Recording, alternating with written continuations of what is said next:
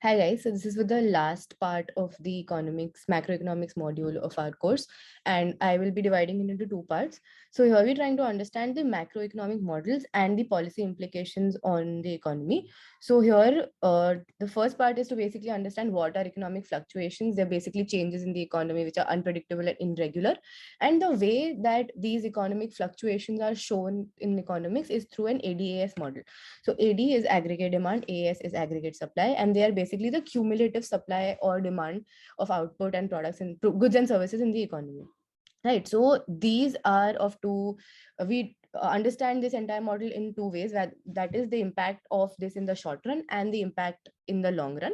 So in this video, I'll be talking about the still the short run implications of ADS model and all other policy implications on this model.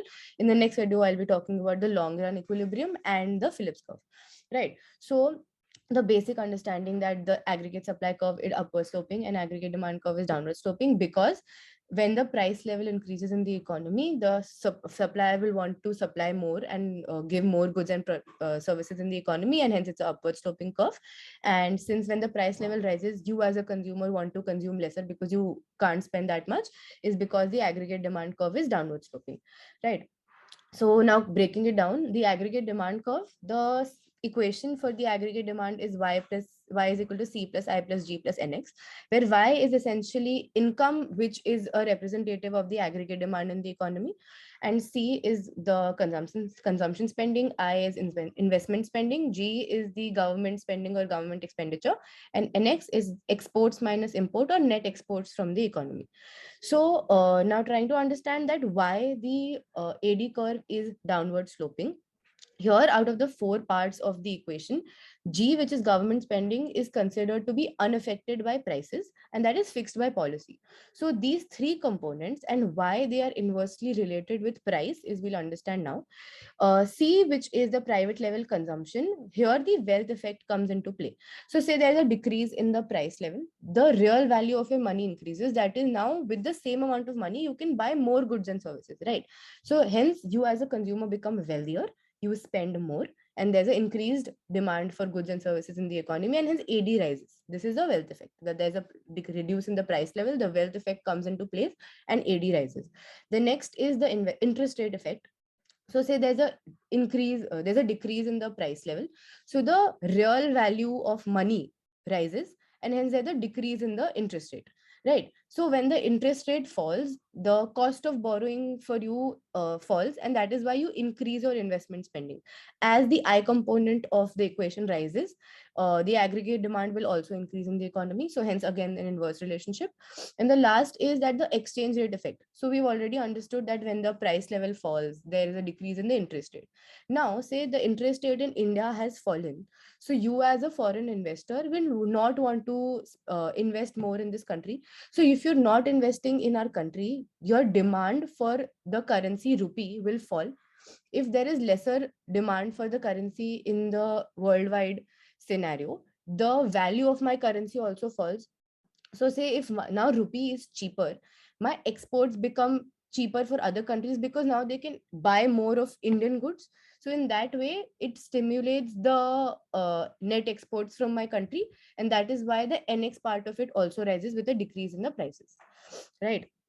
Now, basically this is just showing that how when there is changes in the prices, there is a movement along the aggregate demand curve, right? So price on the x-axis, y-axis will change the aggregate demand, but along the curve, right?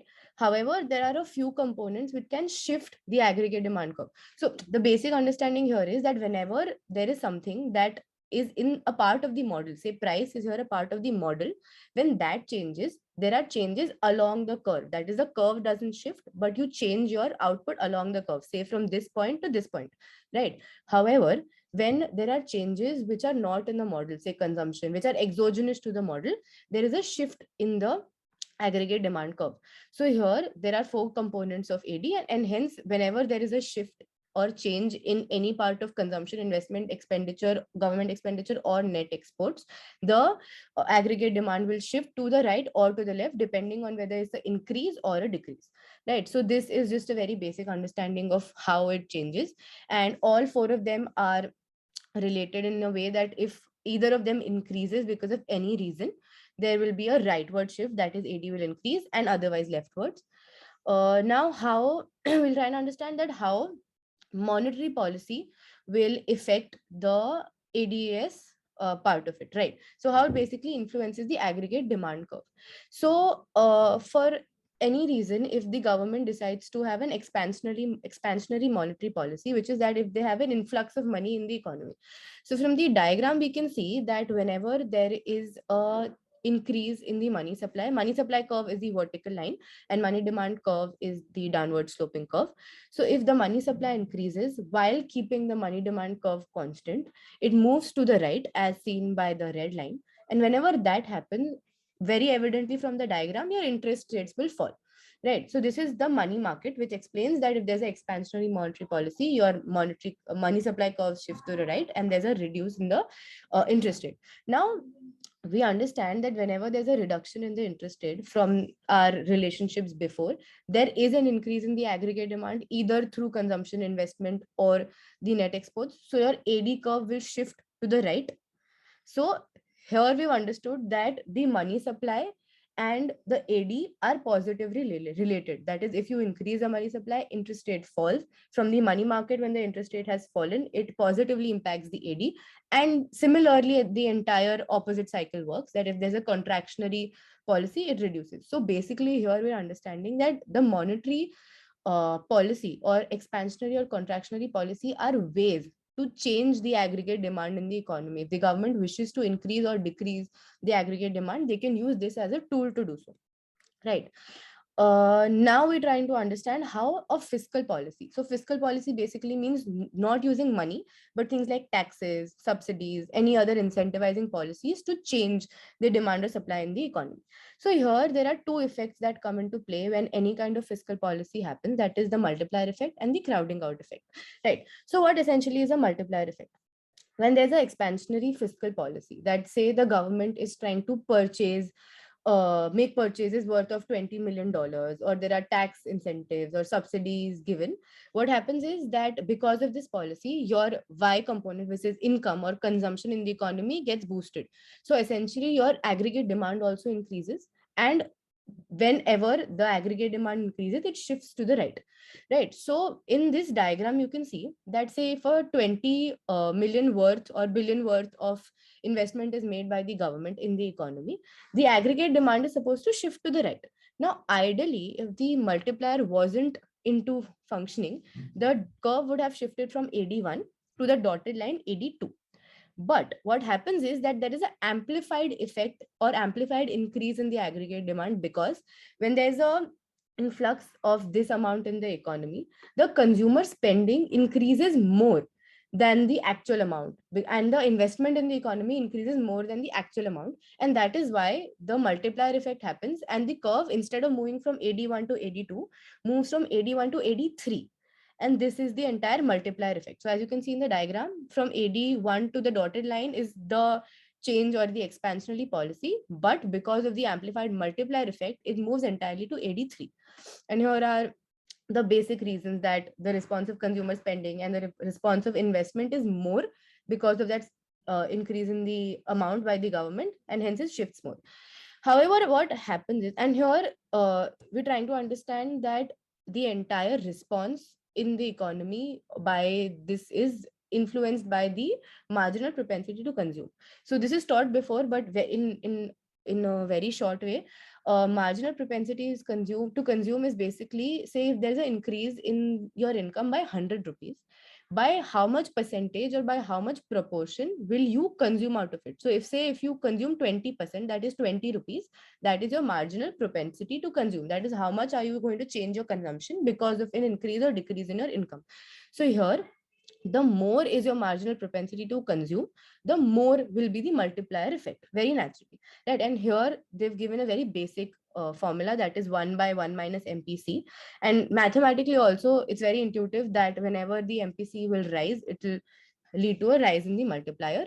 Um, Here, when you look down, basically, we've studied before that when one person consumes more, they spend more, and that eventually leads to a cycle of other people also spending and consuming more. So here they've tried to show the cycle by saying that if there is an increase in 20 billion or 20 million in the economy by the government, what happens is that the first change in the consumption will be MPC into that amount. When that creates an increase in the consumption, the second round of consumption happens then, and then it keeps on going on, and the total change will be that entire amount into the influx, and that is why the change in the economy is more.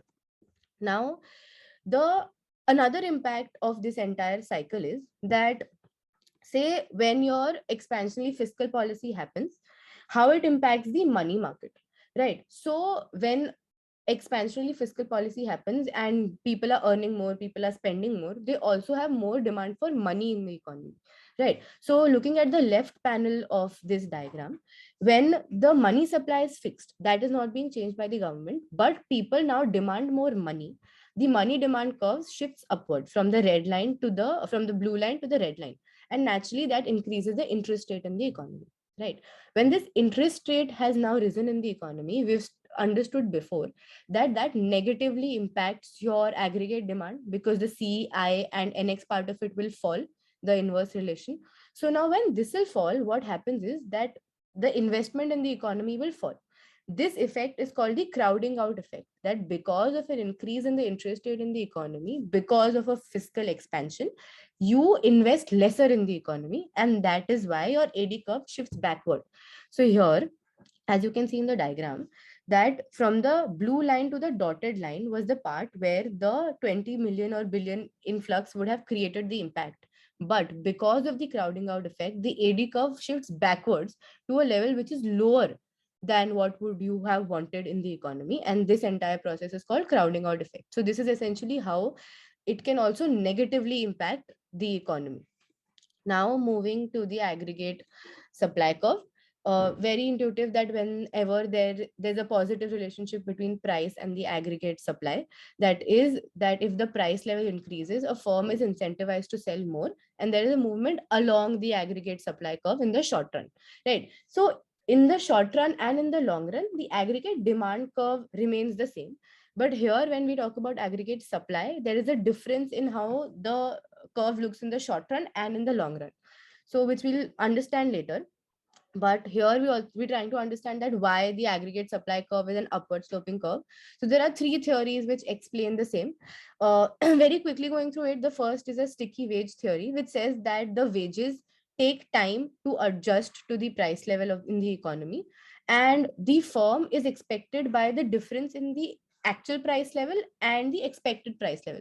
So if the expected price level in the economy is more and the actual price level is lesser, the incentive to produce is even lesser, and that is why your aggregate supply will shift towards the left and otherwise. Now, sticky price theory, the sticky price theory says that in an economy, the prices adjust slowly to the changes in the economy. So menu cost, that is something we've studied before, but in very briefly, menu cost is basically a type of transaction cost which is incurred when the firm changes their prices. How this term came into being is that if your prices keep changing, you have to keep changing the menus that you have, and you have to keep incurring a cost to adjust to the changes in pricing. And that is why the prices in the economy are a little sticky and they take time to adjust. And the third is the misconceptions theory, which says that if because of an unexpected change, there is a change or fluctuation in the economy, it might misguide the supplier to increase or decrease their supply in the economy. Now, we will look at the aggregate supply curve, and there's a small equation which is nothing but basically that the supply in the economy is divided into two parts. That is a natural level of output, which is essentially that an output that exists in the economy in the long run because of your full efficiency that you've reached, and that's the natural level of output, plus the alpha into actual price level minus expected price level. Now alpha is basically your response to the change in the price level or the disparity in the actual and the expected price level. So how you respond to it and how you change your supply to it. So natural output, you can consider that like a constant, and the alpha part of it is the changing part of your supply because of the changes in the price level in the economy, right? Now, here we can see that the shifts in the aggregate supply curve can be because of changes like labor, capital, technology, or natural resource changes.